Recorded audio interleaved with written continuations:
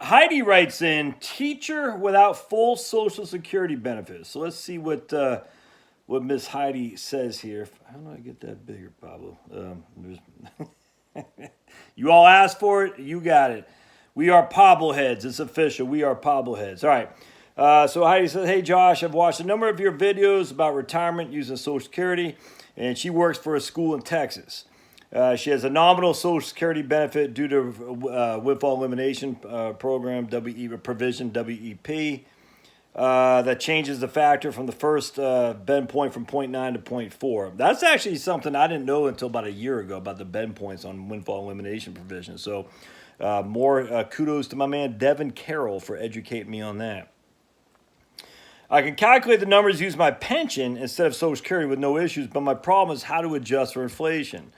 My Texas retirement system benefit of about $3,000 a month will be without any COLA. I have an additional smaller pension from a different state that currently will be about $10,000 a year, which has a small adjustment. But I worry about how to figure for added cost of living when the women in my family often live well into their 90s.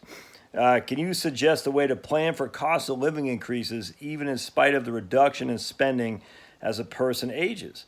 I'm saving in addition to the pension benefits, but am unsure how much to save. And at 52, I'm waiting to get my ducks in a row as a single person. So a lot going on here, but it seems like the gist of it, she feels she has at least another 40 years left, and she doesn't know how to, because her Texas pension is not adjusted for inflation, which is too bad. But $3,000 a month's not bad, but you factor in inflation at what? I mean, 2%.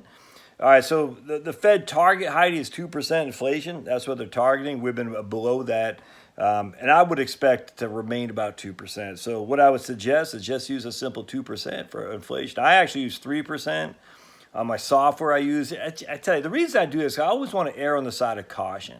I don't want to underestimate what it could be for for cost of living adjustments. So I always err on the side of caution.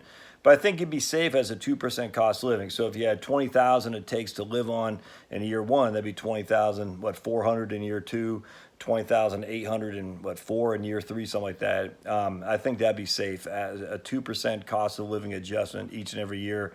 That's what I would do.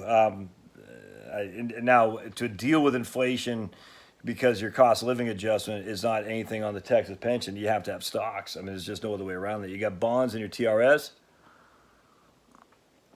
Well, your TRS is essentially a bond. Is probably a better way to put it. Your Social Security, which isn't much, but it's something. I mean, that has a cost of living adjustment, and then your other state has a small cost of living adjustment.